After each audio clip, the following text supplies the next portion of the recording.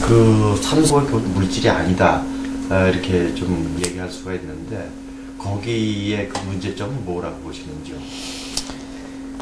사람은 우리가 부처님이 말씀하시는 생로병사 합니다. 그건 뭐냐? 부처님이 인생은 고다. 부처님은 도를 깨우친 분입니다.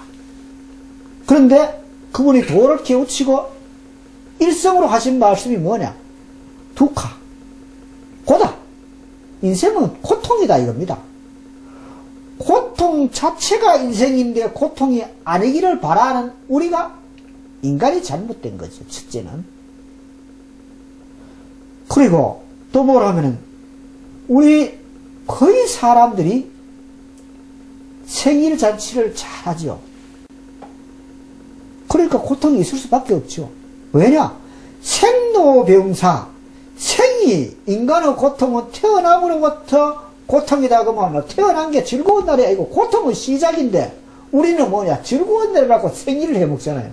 그러니까 우리의 고통은 스스로 택해서 하는 고통이니까 고통이 있는 것은 당연한데 모 재벌의 가정사에 그런 일이 일어났다.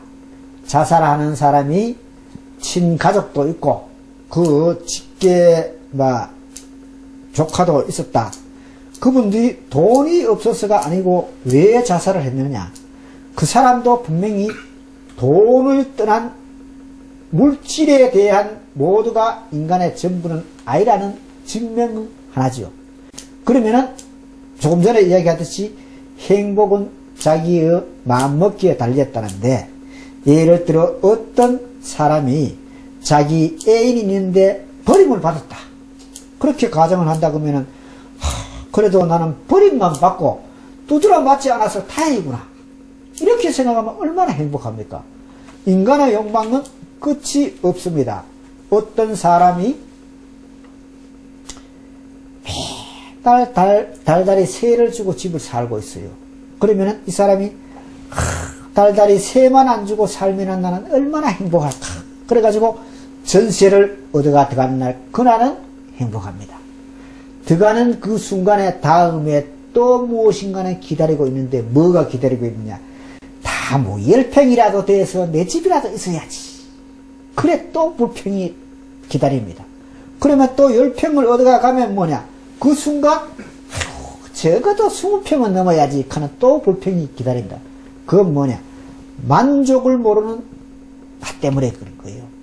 그렇게 주어진 현실에 만족할 줄 알고 희망과 꿈은 높게 가져야 되는데 주어진 그 현실 자체를 만족을 못 느끼고 항상 더 큰 사람을 바라보기 때문에. 그런데 지금의 우리들이 살아가는 게 무엇이라고 말할 수 있노 하면은 나가 먹고 사는 거는 한 달에 10만 원만 하면 됩니다. 먹고 사는 거는. 그런데 나머지는 뭐냐? 다 기계를 먹여 살립니다. 집 세내야죠. 자동차 세금 줘야죠. 옷 좋은 거 입은 분 있죠. 1000만 원짜리 옷도 있습니다. 1000만 원짜리 옷 입은 사람은 뭐냐? 그 옷의 노예입니다. 그 사람은. 왜냐? 아무 데라도 앉으면은 옷 버릴까봐 걱정되잖아요. 또 어디 가면 옷 찢어질까봐 걱정이 되잖아. 그게 옷의 노예예요. 그거 왜 그 옷을 입느냐? 자기가 남에게 행복한처럼 보이려고 하는 거야. 그 사람은 어쩌면 죄인이에요. 그 옷 잘 입는 사람 좀 미안한데 왜 죄인이냐? 못 입는 사람을 불행하게 만드는 거 죄인이잖아요. 그는 옷이 기본 필요가 뭐냐? 사람의 몸에 치부를 가리고 추위를 막고 더위를 막고 그 기본 목적에 어긋났기 때문에 그런 거예요. 그러니까 그 사람은 옷의 노예지요. 우리가 큰 재벌가가 그런 일이 났다. 그건 뭐냐? 그분들은 돈의 노예가 돼가지고 남보다 우리나라에서 제일 이런 가지고 따지는 사람은 누구냐? 재벌입니다. 다른 사람들은 이런 돈으로 생각도 하지만 재벌은 동전 이런 거 따지는 거예요. 그러니까 어쩌면은 많은 돈을 가진 사람은 동전, 째째하게 동전 이런 거 따지니까 우리는 적어도 100원 이상가 따지니까 우리가 얼마나 행복합니까? 그 없다고 절대로 그래요. 우리는 저 최하라도 100원짜리 이상 가 모르잖아. 그러니까 그 행복합니다, 우리가. 그런 분도 아까 얘기하신 그런 맥락에서 말씀을 해주실 건가요? 어떤가요? 뭐로 하면은 연예인들이 타 직종에 비해서 자살이 율이 높은지 그건 모르겠어요. 왜냐하면은 연예인들의 자살에 대해서는 꼭 언론이 보도를 하니까 많이 죽는 것처럼 보이는지는 모르나, 그러나 연예인이나 이런 분들은 사회 지도인입니다. 지도층은 모범을 보여야 돼요, 첫째. 자살하는 건 모범은 아니죠. 그건 해서는 안 될 일인데, 그 사람들의 입장에 대해서 생각을 해보면 자기 만족이 없기 때문인 거예요. 맨 처음에는 어쨌든 간에 내가 영화 배우만 배우, 탤런트로 데뷔만 해도 좋겠다고 그렇게 학수고대 했다가 그 다음 인기가 올라가니까 조연하고 나니까 주연하고 싶어요. 주연하고 나니까 또 큰 프로에 하고 싶은 거야. 그런데 그렇게 올라가면 갈수록 무대 뒤에 고독이 있습니다. 화려한 뒤에는 반드시 고독이 있어요. 빛과 그림자입니다. 해가 동쪽에서 뜨면 그림자는 서쪽에 있습니다. 해가 서쪽에 있으면 그림자는 동쪽에 있습니다. 그러나 하루의 해는 계속 돌아갑니다. 그러면 그림자도 계속 도는 거예요. 그 다음에 해가 빠지면 밤이 오면 그림자도 없을 수가 있습니다. 그와 같이 나의 인기도 어디까지는 올라가고 그 다음에는 인기가 떨어진다는 걸 스스로 깨우쳐야 되는 거예요. 그거는 당연한 겁니다. 그런데 모든 사람들은 내 인기가 올라갈 때 계속 올라가리라고 생각해요. 그래서 특히 연예인들을 말로 가보면은 허무하죠. 돈이 없는 사람이 그렇게 많습니다. 돈을 잘 벌 때 앞으로도 계속 벌 줄 알아요. 그건 아닙니다. 행복과 불행이라든지 돈과 모든 거는 사이클이 있는 거예요. 많이 벌 때가 있으면 오르막과 내리막이 항상 있습니다. 증권 보십시오. 나 사회생활을 좀 많이 했는 사람이 증권대도 잘합니다. 증권도 보세요. 매일 올라갔다 내려갔다 그런 게 뭐냐? 증권의 의무입니다. 증권의 의무가 올라갔다 내려갔다 그런 거예요, 가격이. 그런데 울고 불고 그러는 거예요. 증권은 말없이 지 의무만 하고 있는 거야. 거기에 따라 있는 내가 울고 불고 하는 거야. 연예인도 마찬가지예요. 인기가 올라가면 뭐냐? 반드시 내려가는 거예요. 내려가면 또 뭐냐? 다시 올라갈 수도 있고 안 올라갈 수도 있단 말이야. 그래서 인기 있을 때 내 관리를 더하고 다음에 인기 떨어져가 못 살 때를 대비해가 인기 있을 때 돈을 저축을 해놔야 됩니다. 그래 안 해오니까 말로에 그런 거고, 그 연예인들은 자살이라든지 사회 지도층의 자살은 그거는 자기가 잘못하는 아주 잘못해요. 왜냐하면 스스로 지도인 축에 올라가지 않아야 돼요. 올라가면 뭐냐? 책임을 져야 됩니다. 책임을 지지 않는 아주 무책임한 행동이죠. 그건. 그 자살자들이나 또 일반적인 사람들이 자살을 하면 뭐 다 이 세상에 고통이 다 끝난다.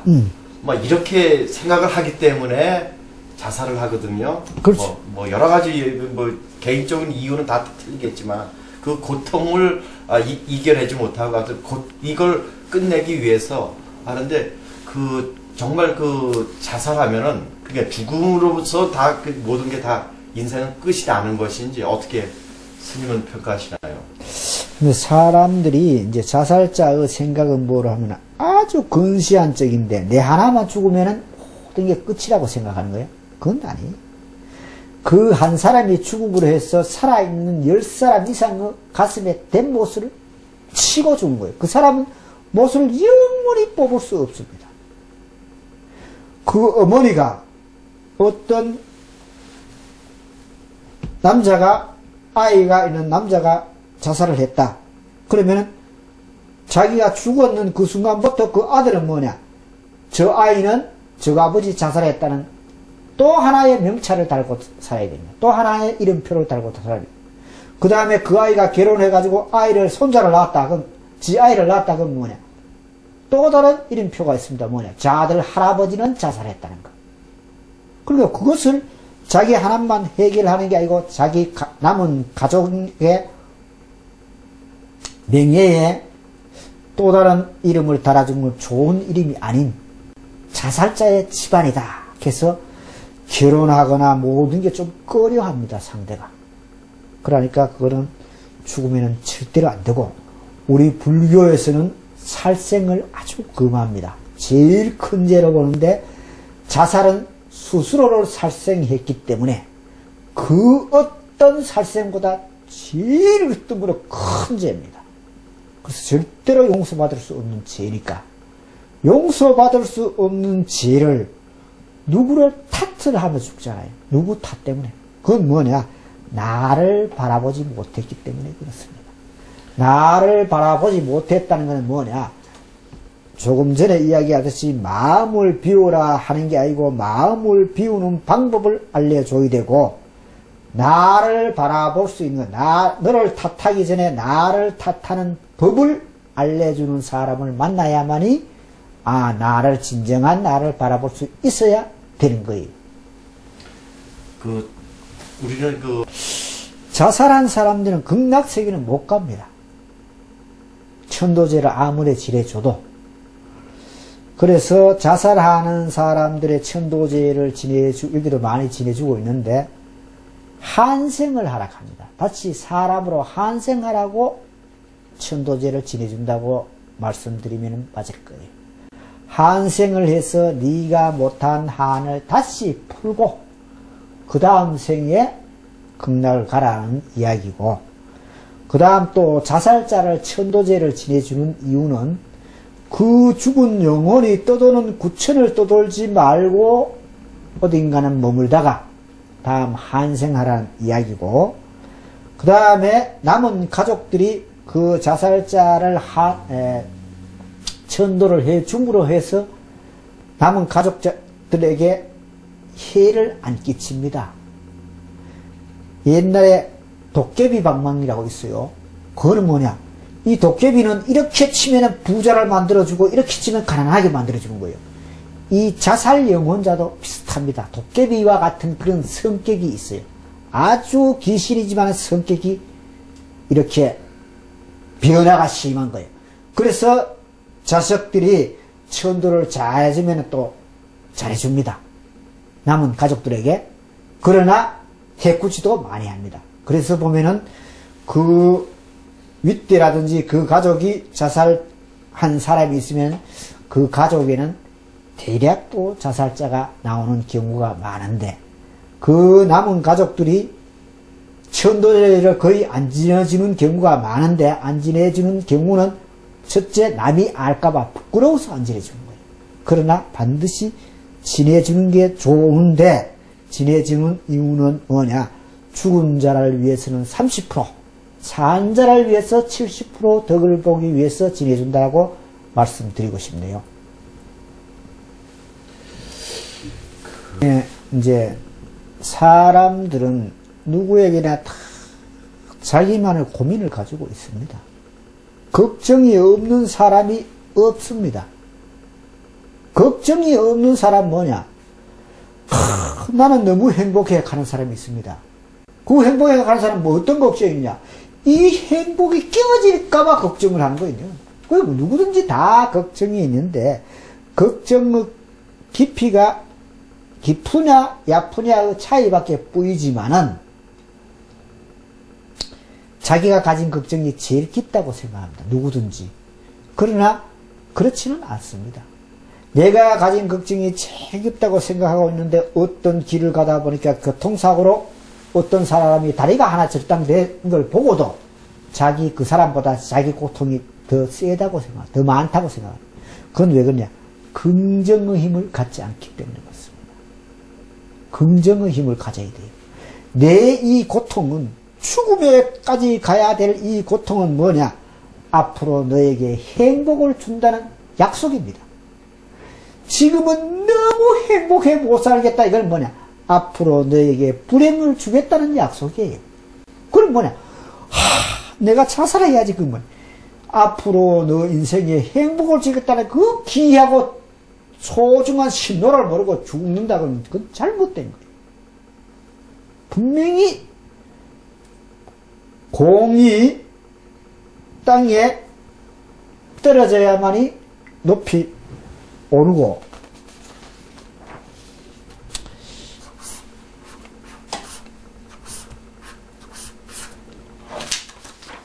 이걸 보면은 높자입니다. 높이 올라가려면은 이 푹자입니다. 푹 빠져라. 반대로 푹 빠지면 높이 올라간다. 그겁니다. 내가 뭐냐? 내가 되게 괴롭다. 앞으로 너가 잘 될 것이다. 우리가 세계적인 유명한 기업가나 유명한 예술가나 유명하다고 아주 이름을 날리는 사람 치고 죽음 직전까지 그 괴로움을 펴죽지 않고 그 자리에 올라간 사람은 없습니다. 그러니까 바로 그것이 뭐냐? 되게 괴롭다는 건 뭐냐? 행복을 준다는 약속입니다. 약속을 믿어야죠. 그러니까 우리가 이제 자살을 하고자 하는 사람은 뭐냐? 극도로 살고 싶다는 이야기예요. 최고로 살고 싶은 사람이 자살을 하고 싶다는 이야기예요. 이것만 해결되면 무엇이든지 하겠다라고 해요. 이것이라는 게 뭐냐? 우리가 들어봤을 때는 아무 일이 아닌 것 같지만은 그 당사자는 너무 힘든 일이란 말이에요. 그때는 우리가 그 사람들을 이야기에 첫째 귀만 기울여줘도 삽니다. 이야기만 탁 들어줘도 삽니다.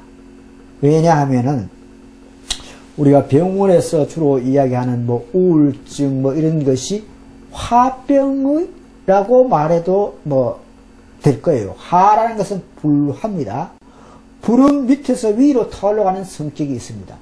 가슴이 탁탁하게 해서 사람이 막 되게 신경질 날 때 아이고 뚜껑 열려 하죠. 뚜껑만 열리면은 가슴에 불이 위로 올라가서 승화가 되기 때문에 사는데 이 가슴에 불을 토할 길이 없어요. 그래서 입으로 자기 이야기를 탁 토해내고 옆에서 들어주고 불쌍치 않더라도 니 그동안 고생했다 애먹었다 그래 그랬나 얼마나 혼자 애먹었나 이거 판소리에 추임새를 이어주듯이 추임새만 이어주고 그 사람 이야기를 끝까지만 들어도 산다고 생각합니다. 그런데 지금은 그만 왜 끝까지 들어주지 않느냐? 우리라는 게 없는 거예요. 헌법 제1조 1항이 없는 거예요, 지금. 그래서 그러니까 우리라는 어떤 공동체 의식을 가지고 있으면은 니 그렇게 괴롭나? 그래 들어줘야 될 텐데 가까운 가족한테 그 이야기를 또 하면 뭐냐? 니 또 그 이야기 하느냐? 하고 이야기 자체를 못하게 할 경우도 있거든요. 그럴 때는 가족에게 얘기를 할 것이 아니고 이제 선지식인데 찾아가는 게 좋겠죠. 선지식 있는데 전문 상담가라든지 하여튼 뭐 자기 이야기를 잘 들어줄 수 있는 사람, 그래서 함께 답을 찾을 수 있는 사람, 함께 내 마음을 바라볼 수 있는 사람을 찾는 게 좋겠죠.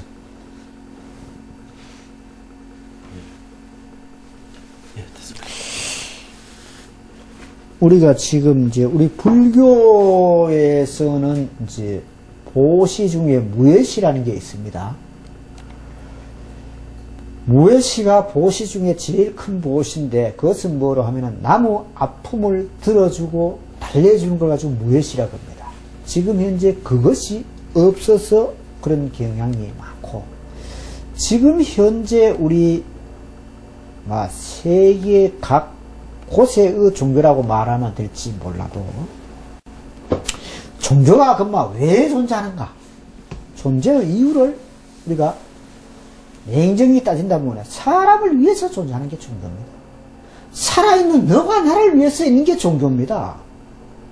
죽은 사람 모두를 위해서 있는 게 살아있는 너와 나를 위해서 있는 게 종교인데 살아있는 너와 나가 부처님을 버려보아 부처란 종교는 없습니다. 살아있는 너와 나가 예수님을 버려보아 예수란 종교가 없습니다. 그럼 뭐냐? 그 종교 이전에 그보다 더 위에 오늘의 살아있는 너와 나가 제일 중요한 겁니다. 이 지구와 모든 우주를 관리하는 것은 뭐냐? 살아있는 너와 나가 하는 거예요.